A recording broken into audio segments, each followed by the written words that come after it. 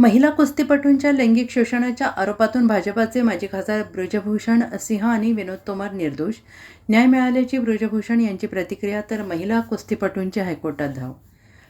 महिला कुस्तीपटूंच्या लैंगिक छळ प्रकरणात भारतीय कुस्ती महासंघाचे माजी अध्यक्ष ब्रजभूषण शरण सिंह यांची सबळ पुराव्याअभावी निर्दोष मुक्तता केलेली आहे. दिल्लीच्या राऊस ॲव्हेन्यू न्यायालयाने आज याबाबत निकाल जाहीर केला.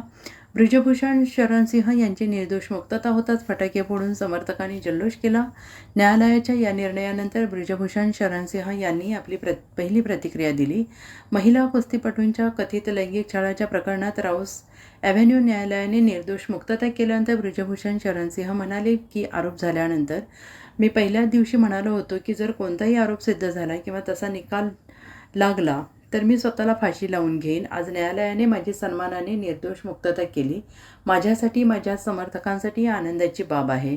आजचा दिवस आनंदाचा आहे, असं ब्रजभूषण शरण सिंह यांनी स्पष्ट केलं आहे. लैंगिक छळाचे आरोप झाल्यामुळे ब्रजभूषण शरण सिंह यांना 2024च्या लोकसभा निवडणुकीसाठी तिकीट नाकारण्यात आले होते. मात्र पक्षाने त्या जागेवरून त्यांचे पुत्र करण भूषण सिंह यांना उमेदवारी दिली असून वाद असूनही या मतदारसंघातील त्यांची मजबूत पकड दिसून येते आहे. त्यांचे पुत्र करण भूषण विजयी झालेत. आता दिल्ली न्यायालयाने दिलासा दिल्यानंतर ब्रजभूषण शरण सिंह पुन्हा एकदा निवडणुकीच्या रिंगणात उतरतील का, हा मुख्य प्रश्न निर्माण झाला आहे.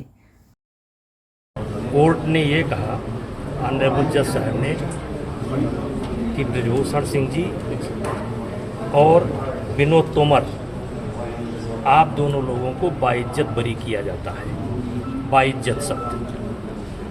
मेरी प्रतिक्रिया ये है, फर्स्ट डे जब मेरा पहला वक्तव्य आया था तो हमने कहा था कि यदि कोई भी फैसला या कोई आरोप अगर साबित हो जाएगा तो मैं स्वतः फांसी पर लटक जाऊंगा.